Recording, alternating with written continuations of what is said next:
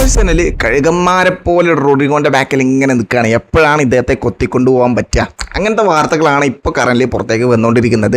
The athletic FC എന്ന് പറഞ്ഞിട്ടുള്ള ആ ഒരു മാധ്യമം പുറത്തുവിടുന്ന വാർത്തയനുസരിച്ച് റോഡ്രിഗോയുമായിട്ട് പ്രിലിമിനറി ടോക്ക് ആഴ്സണൽ നടത്തി എന്നുള്ള കാര്യങ്ങളാണ് ഇപ്പോൾ പുറത്തേക്ക് വരുന്ന വാർത്തകൾ. റോഡ്രിഗോ ഇപ്പോൾ റയൽ മാഡ്രിഡിന് വേണ്ടി ക്ലബ് വേൾഡ് കപ്പ് കളിച്ചുകൊണ്ടിരിക്കുകയാണ്. അദ്ദേഹം നമുക്കറിയാം ആദ്യത്തെ മത്സരം അൽ ഹിലാലിനെതിരെ 60 മിനിറ്റ് അദ്ദേഹം കളിച്ചു. പിന്നെ അദ്ദേഹത്തെ സബ്സ്റ്റിറ്റ്യൂട്ട് ചെയ്തു.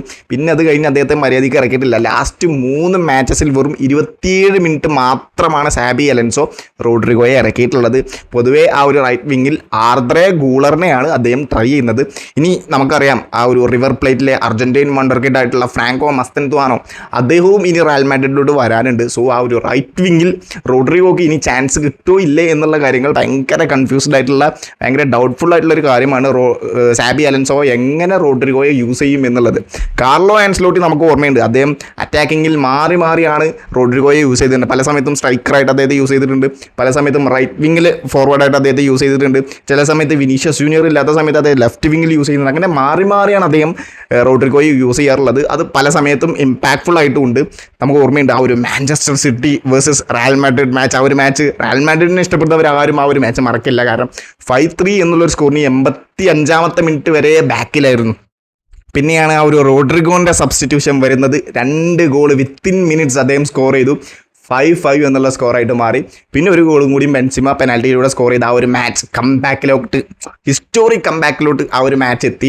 ആ ഒരു മാച്ചിൽ ഇമ്പോർട്ടൻ്റ് ആയിട്ടുള്ളൊരു റോള് വഹിച്ചത് റോഡ്രിഗോ തന്നെയാണ്. ആ ഒരു റോഡ്രിഗോ 109 മത്സരങ്ങളിൽ നിന്നും 39 ഗോൾ അദ്ദേഹം റയൽ മാഡ്രിഡിന് വേണ്ടി ഗോൾ സ്കോർ ചെയ്തിട്ടുണ്ട്. അദ്ദേഹം 2019 റയൽ മാഡ്രിഡിൽ നിന്നും സാന്റോസിൽ നിന്നും റയൽ മാഡ്രിഡിലോട്ട് അദ്ദേഹം ജോയിൻ ചെയ്തിട്ടുള്ളത്. 2028 വരെ അദ്ദേഹത്തിന് കോൺട്രാക്ട് ഉണ്ട് അദ്ദേഹത്തിന്. സോ റിലീസ് ക്ലോസ് ആക്ടിവേറ്റ് ചെയ്യേണ്ടി വരും റയൽ മാഡ്രിഡിൻ്റെ സമ്മതമില്ലാതെ ആഴ്സണലിൽ. പക്ഷേ റയൽ മാഡ്രിഡ് ആണ് എന്നുണ്ടെങ്കിൽ ഫ്ലോറന്റീനോ പെരസിനും സാബി അലൻസോയ്ക്കും റോഡ്രിഗോയെ വിട്ടുകൊടുക്കാൻ ഒരു താല്പര്യമില്ല. ഇപ്പോൾ കറന്റ് പുറത്തേക്ക് വരുന്ന വാർത്തകളൊക്കെ അതാണ്. വിട്ടുകൊടുക്കാൻ ഒരു താല്പര്യമില്ല. അദ്ദേഹം റയൽ മാഡ്രിഡിന് വേണ്ടി അദ്ദേഹത്തെ പ്രോപ്പറായിട്ട് യൂസ് ചെയ്യണം എന്ന് തന്നെയാണ് ഫ്ലോറന്റീനോ പെരസിനും സാബി അലൻസോയ്ക്കും താല്പര്യമുള്ളത്. പക്ഷേ ആഴ്സണലിലാണ് എന്നുണ്ടെങ്കിൽ അദ്ദേഹം ഒരു ഇൻട്രസ്റ്റ് പ്രകടിപ്പിക്കുകയും ചെയ്തു. സോ റോഡ്രിഗോക്ക് ആണെന്നുണ്ടെങ്കിൽ ആഴ്സണലിലോട്ട് പോയി കഴിഞ്ഞാൽ ഫസ്റ്റ് 11ൽ പ്ലേയിങ് ടൈം കിട്ടാൻ വേണ്ടി അദ്ദേഹത്തിന് ചാൻസ് ഭയങ്കര കൂടുതലാണ്. ഇവിടെ റയൽ മാഡ്രിഡിലാണ് എന്നുണ്ടെങ്കിൽ ഇപ്പോൾ ആർദ്രെ ഗൂളറിനെ സാബി അലൻസോ ട്രൈ ചെയ്യുന്നുണ്ട്, ഫ്രാങ്കോ മസ്തൻതുവാനോ വരുന്നുണ്ട് ഇനി.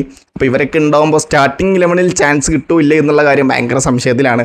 സോ റോഡ്രിഗോ ആഴ്സണലിലോട്ട് കൂടുമാറുമോ ഇല്ലേ എന്നതൊക്കെ നമുക്ക് നോക്കാം. എന്തായാലും ട്രാൻസ്ഫർ മാർക്കറ്റ് ഓപ്പണായി ഇനി ഇതുപോലത്തെ കുറേ വാർത്തകൾ വരാനുണ്ട്. സോ നമുക്ക് നോക്കാം. എന്തായാലും താങ്ക് യു സോ മച്ച്.